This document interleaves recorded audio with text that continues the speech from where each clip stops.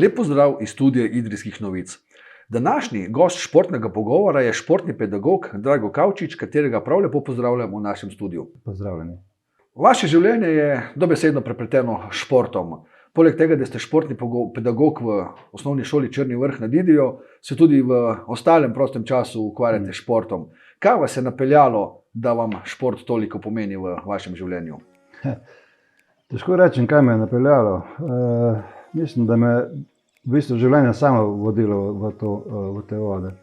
Nekako sem že v času študija, ko sem še študiral na fakulteti za šport, veliko svojega časa, proza, pa tudi, kdaj sem tudi kakšna stvar po svoje naredil. Veliko tega časa sem namenil, tečajem smučanja, sem učil smučati, dosti časa po zim. Toliko časa, da mi je tudi kdaj zmanjkalo cajta za študij, da sem kakšno stvar malo odložil na stran, ampak nekako se je pa to vseeno speljalo. In po končanem študiju pa zmeri bolj v bistvu. Najprej sem začel poleg pouka delati še v smučarskem klubu v Črnem Vrhu, takrat se je imenoval Smučarski klub Črni Vrh. Tam smo ustanovili eno skupino otrok, s katerimi smo začeli v bistvu iz nič. Začeli smo s treningi na suhom, začeli smo po zim s treningi na smučeh in počasi z leti smo tudi toliko daleč prišli, da so tudi nekateri že bili v rangu teh močnejših tekmovanj, da so se v bistvu uvrščali že na te regijske tekmovanja, na državna tekmovanja in tudi v nekatere selekcije so že malo prodirali, tako da smo bili kar uspešni. Potem te pa stvari naprej ženejo, zmeri moraš kaj početi, če ne je dolg čas. Nedvomno je vloga športnih pedagogov pri otrocih zelo pomembna. Prav športni pedagogi ste namreč tisti, ki ponudite prvi stik otrokom v svet športa. Kako je delati z otroci? Ja, z otroci delati je lepo. Sicer zadnje leta se stvari mogoče malenkost obračajo na slabše, ampak še zmeraj je lepo. Najbolj veseli človeka tisti odziv otrok, recimo konkretno, če se dotaknemo neke vadbe, ko so pri vadbi uspešni in dobro opravijo vadbo in vidiš zadovoljstvo v očeh in veselje in navdušenje in ko me čaka, kdaj bodo spet. In tu pa je v bistvu te žene naprej, da pač si motiviran tudi ti kot pedagog, da jih peleš v eni smeri, da se razvijajo. Je pa sigurno športni pedagog tisti, ki prvi mora opaziti, videti talenta nekega otroka in mu znati tudi njemu primerno ponuditi kakšen šport oziroma ga usmeriti v nek šport, ki mu ustreza. Tako da je tukaj kar pomembna vloga bolnikov. Omenili ste nekaj težav, verjetno tudi v povezavi z novodobnimi napravami, katere so pri otrocih zelo priljubljene. To sem mislil, zdaj te novodobne naprave so problem pri otrocih, zato ker jih zasvajajo, bom rekel, sicer ta beseda je kar trda, ampak tako nekako to je. In otroci, jaz opažam, da nimajo več take koncentracije zaradi tega. Vse bi radi na instant, vse bi radi takoj. Oni so navajeni pač na računalniku ali pa na telefonu stvari pogledati, prebrskati, dobijo informacijo takoj, vse je takoj. Pri sami vadbi, ko se pa ti z nekom ukvarjaš ali pa ko nekaj vadja, pa ni prva ponovitev dovolj, ampak jih je treba narediti 100 000, ne vem koliko, da pač se nekaj spelje na višji nivo. In to je to. Zdaj, otroci pač vedno se držijo, večina tistih se držijo tistega, da se po najmanjši liniji pelje naprej, da je čim manj trpljenja v tem stilu. Dejali ste tudi, da mora pravi športni pedagog prepoznati, če je nekdo talent za neko športno panogo. Ste imeli v svoji dosedanji poklicni karieri kaj primerov, ko so skozi vaše roke šli športniki, ki so posneje tudi zaznamovali tako nacionalni kot mogoče tudi mednarodni svet športa? Smo. Zdaj v bistvu prva taka iskrica je bila Nina Homovec. Ona je bila pred leti moja učenka. In ona je v bistvu izstopala, kot se verjetno, to je splošno znano, da vsako leto se dela na spomlad, se opravlja testiranje za športni karton. Poleg tega, da sem jaz učil, sem tudi na podlagi teh rezultatov, ki sem jih videl v športnem kartonu, videl, da je punca za 2 razreda močnejša, kot so v bistvu vsi v njenem razredu in ostali, recimo v teh kategorijah po Sloveniji. In sem pač poklical starše na pogovor in sem jim povedal, da je punca talentirana, da sem jaz pripravljen pomagati in da v bistvu, če so oni pripravljeni stopiti na mojo stran, da bi probali z njim nekaj narediti.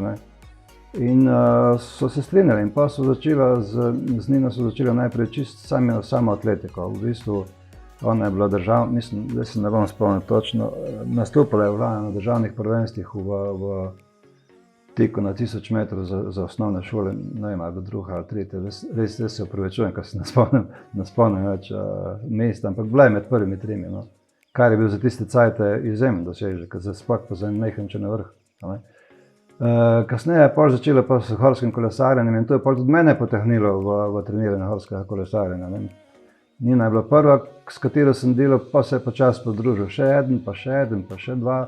Tako da v tistem najmočnejšem obdobju, tam nekje v letu 2008, mislim, da jih je bilo pod mojim okriljem 8 ali 10 tekmovalcev, več ali manj večinoma same reprezentanti. Nina je potem tudi kot tekmovalka bila stalna članica državne reprezentance, dosegala je tudi odlične uspehe v tujini. Jaz, ko sem začel delati z njo, meni ni bil motiv, da bo ona prva v Sloveniji, meni je bil motiv, da ona doseže zunaj v tujini nekaj izven meja. Se je pokazalo, da je sposoben tudi zunaj. Druga taka iskrica je bila pa v bistvu zgolj naključij, ki sem pred časom se ukvarjal tudi s treningom akrobatike v Idriji in en dan pride na trening ena punca, taka majhna, s kratkimi lasmi in Robi, učitelj, profesor iz gimnazije, Vončina Robija, Robert Vončina iz gimnazije. Prav, Robert, če je kakšna možnost, da bi to punco vključili v horsko kolesarjenje? Sem rekel, lahko jo probamo vključiti, če se bo pokazala, da je talentirana. In smo jo počasi res zrihtala se je na kolo, upisala smo jo v kolesarski klub v Črnem Vrhu in je začela trenirati, to je bilo Tanja Žakar. In prvo leto v bistvu je kazala izredne rezultate. Ona je bila res tudi odstopala, med fanti je bila močnejša. In prvo leto, mislim, da je šla, v bistvu smo namensko tako planirali, da ni tekmovala v krosih, ker v bistvu tehnika njene vožnje še ni bila toliko dobra, da bi lahko konkurenčno vozila te hor-dol proge, ampak je v bistvu bolj se skoncentrirala na vzpone. In je v bistvu šla na državno prvenstvo v vzponu, premahala vse, nobeno ni bilo nič jasno, odkje je zdaj ta punca kar naenkrat prišla. Tako da je tam naprej, je pa pol zgodba tekla svojo pot naprej.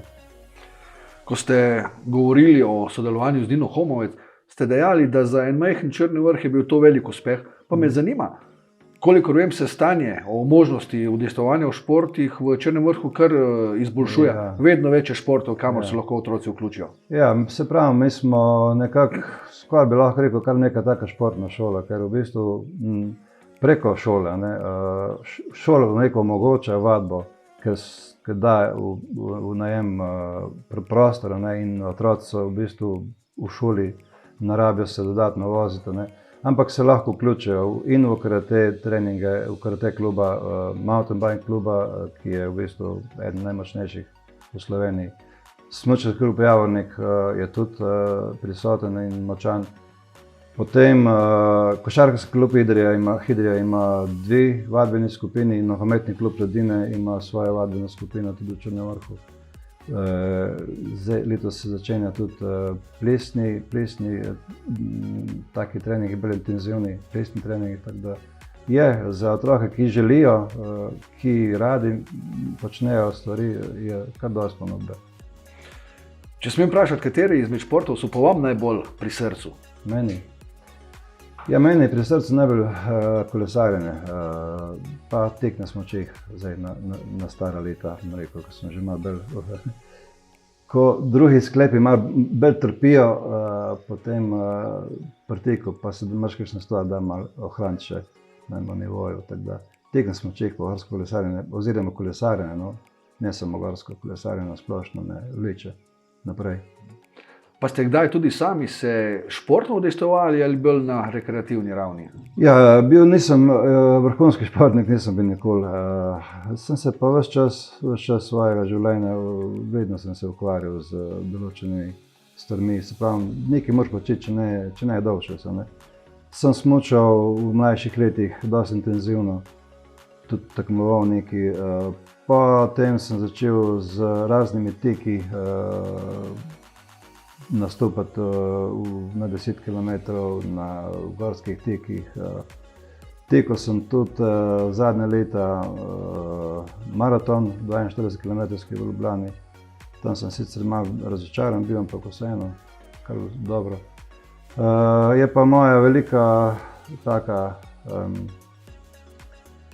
hiba, v narekovajih, dirkanje z gorskim kolesom. V bistvu ni dirkanje, ampak vožnje maratona. No, tam sem se pa najdel. Res, v bistvu vsako leto, če se le da, če so razmere, zdaj lansko leto se pač ni dalo, ker niso bile take razmere zaradi covida, gremo v Dolomite v Val Gardeno, voziti maraton Sella Ronda Hero se imenuje. To je zdaj, kakor oni deklarirajo, najtežji enodnevni gorsko-kolesarski maraton na svetu. Dejansko je to 80 km dolžine, ampak je pa 4500 višincev, to je samo plezanje. Plezaš, non-stop, sam plezaš, pa spuščaš se, pa spet plezaš, pa spuščaš in prideš do cilja, prideš izmučen, po recimo tam 8 do 10 urah prideš izmučen, ampak imaš pa eno bogato izkušnjo za sabo. Ni to za vsak dan. Se da mogoče tudi kaj povezati, bom rekel, same smučanje pa kolesarjenje. Ne nazadnje, vemo, da kar nekaj odličnih slovenskih kolesarjev hodi ne nazadnje v tekaško-smučarski center Vojsko na smučarski tek kot neke vrste trening. Ja, da se povezati, predvsem na področju srčno-žilne oziroma srčno-pljučne kapacitete. Zdaj, sama mišična vadba tam nima kakšne hudega pomena, pa za krepitev srca in pljuča je pa to izrednega pomena, ker na ta način lahko zelo dobro vzdržuješ v obdobju, ko ne kolesariš, lahko vzdržuješ en tak nivo pripravljenosti konstantno za naprej. Tako da potem, ko spet začneš kolesati, ni problema z pljuči srce, to je vse že pripravljeno, samo še mišice in gas. Tudi sicer ste kar aktivni pri tekaško-smučarskem klubu Idrija, na Vojskem proge še obratujejo. Kako ste zadovoljni z samim obiskom?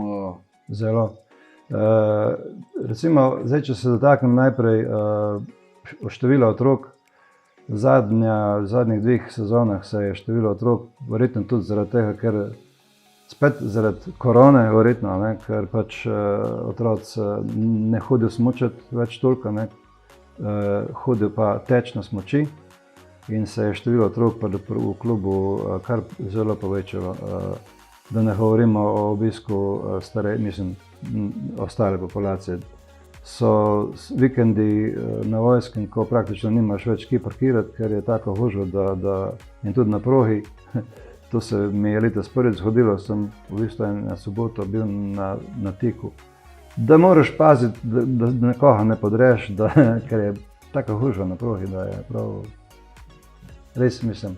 Zdaj, bom rekel, ta tek na smučeh na Vojskem je po moje v razvoju. In zdaj, če se bo še mogoče cesta malo popravila do Vojskega objekta, gor sam je dober, in tudi proge so take vrhunske pripravljene, ne samo, da so proge kot proge, ampak vrhunsko pripravljene. To je res poezija. Sicer ste pa omenili, da ne hodijo samo otroci, ampak tudi starejši in tudi vaše delovanje ni vezano samo na najmlajše, na mlade. Veliko poudarka ste dali tudi na rekreacijo starejših.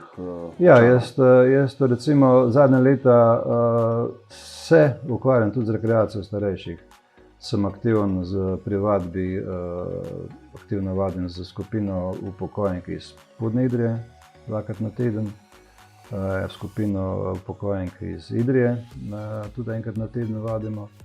Pa tudi imam 2krat tedensko imam pa vadbo v večernem času za ostale rekreativce, tam se pa malo bolj ukvarjamo s funkcionalnimi oblikami vadbe, od teh TRX trakov pa do kettlebellov in podobnih neumnosti, tako da je, kar se dogaja veliko stvari. Mogoče za zaključek najnega pogovora še na vprašanje. Pred časom smo lahko zasledili neko raziskavo, po kateri naj bi bila Idrija uvrščena zelo nizko glede na število športnih objektov na prebivalce. Kakšno je vaše mnenje o tem? Ja, moje mnenje o tem je tako. Jaz si mislim, da bi sicer zdaj zadnje leta se to kar popravlja, ampak da bi ljudi morali več se odpravljati kar v naravo. Saj ni sam športni objekt tisti, recimo telovadnica ali pa tekaška staza na stadionu tista, ki bi omogočila kvalitetno vadbo. Jaz si bolj mislim, da recimo tekaška staza na stadionu seveda bi prišlo poštev za vadbo, ampak to je bolj za tiste tekmovalne oblike vadbe, kjer je treba stvari bolj intenzivno početi, drugače pa za rekreacijo, pa mislim, da so pa rake zakona, tam pa, ali pa tudi zdaj, ko na novo asfaltirana pot dol proti Marofu, tudi ta del je, bom rekel, za uporabljati zelo primeren, tako da je to, bom rekel, kar v redu. Je pa res, da dvorane so pa mogoče malček potrebne obnove. Dejstvo je, da modra dvorana sama po sebi, zdaj sicer že par let nisem več kaj dosti pogost uporabnik, ampak je potrebna obnove zaradi toplotne izolacije, zaradi parketa, da ne govorimo, in seveda najbolj ključni moment je strop, tam isto, ki stalno pušča. Tako da to je za popraviti, ampak mislim, da to ni vse, kar lahko občina ponudi. Mislim, da je še kakšna stvar je še zavzeti v roke in jeti ven v naravo, bicikl, smuči, zdaj pozim, na tek, na vojsko. Sicer smo pa lahko opazili, da v tem času korona krize, če se tako izrazim, je bilo dejansko v naravi zaslediti precej več pohodnikov. Se strinjate? Seveda, izredno. Veliko pohodnikov je in kolesarjev in ljudje so začeli skrbeti za sebe. In jaz zdaj, če lahko tudi omenim, jaz mislim, da v tem obdobju korona krize je ena stvar, ki se zelo premalo navaja. Vedno se navaja samo to, da se je treba cepiti, da je treba imeti na nosu masko, stalno non-stop, pa ne vem kaj še vse stvari. Premalo pa se poudarja to, da moraš svoje telo pripraviti, da je bolj odporno. Se pravi, z gibanjem, s pravilno prehrano, z prehranskimi dodatki, z uživanjem veliko C vitamina. Mislim, da tega jaz skoraj nisem zasledil v tem obdobju, da bi kaj dosti bil poudarek na tem segmentu. V bistvu samo cepiti se pa maske, pa te reči. Verjamem pa, da udeležencem vadb, katere vi vodite, znate svetovati, kaj vse naj. Seveda, saj v bistvu udeleženci vadb itak po teh normativih morajo imeti vse te stvari glede cepljenja in prebolevnosti narejene, potrdila morajo imeti. Če pa kdo kakšno stvar vpraša glede prehrane in te stvari, pa tudi seveda rade volje povem kakšno stvar. Iz najnega pogovora lahko sklepam, da vaše udejstvovanje v športu na splošno ni še zaključeno. Kakšne imate želje, načrte? Ja, ne vem, če je že zaključeno počas, se bo treba umakniti mlajšim, vse trkajo mladi na vrata, tako da mislim, da se bo počas tudi jaz umaknil, evo iz tega.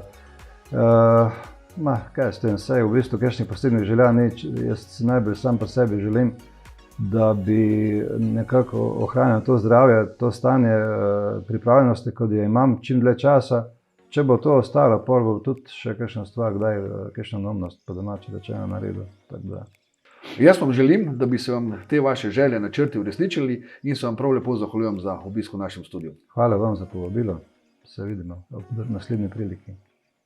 Vam, spoštovani gledalci, pa hvala za ogled tega prispevka in povabljeni tudi k ogledu ostalih oddaj Studia Idrijskih novic.